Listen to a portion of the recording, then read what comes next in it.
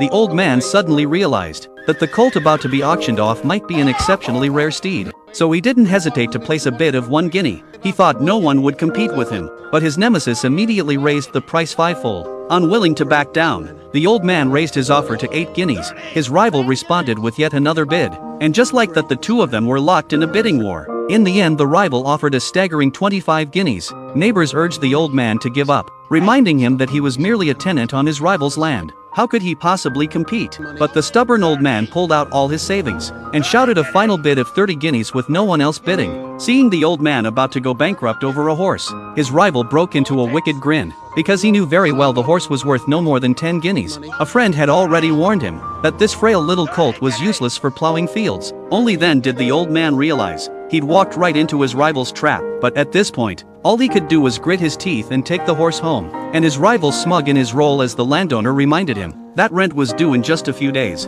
But what no one knew was, the legendary story of this horse was only just beginning. When the wife found out her husband had spent all their savings on a horse that couldn't even plow, she was furious. She knew her husband had an injured leg and couldn't possibly train the colt, so she demanded he return it to the auction house immediately. But their son Bert stepped in and stopped her. He saw something special in the colt's spirit, and he believed that with enough effort, the horse would prove its worth. After much pleading from both father and son, the mother reluctantly agreed to keep the horse for now, but she made one thing clear: if the horse couldn't be trained within a month, it had to be sold. But this horse had a wild nature from birth. No matter what Bert tried, he couldn't get close. To tame it, he would need patience and wisdom. So he turned his back and slowly approached, gently speaking to comfort it along the way. And the method worked. Bert's soft, careful movements helped the horse lower its guard. Bert was stunned that the horse seemed to understand human speech. He named it Joey, and that name seemed to give the colt a new sense of purpose. Every morning after feeding it hay, Bert would lead Joey on walks around the yard.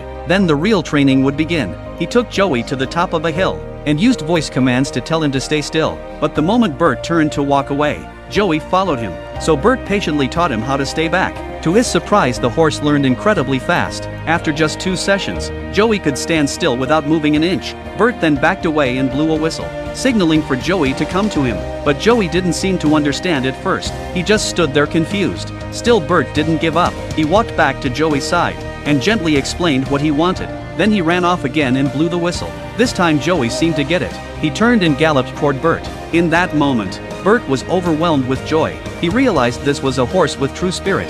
Its intelligence and talent were rare. From that day on, no matter where Bert blew the whistle from, Joey would always come running.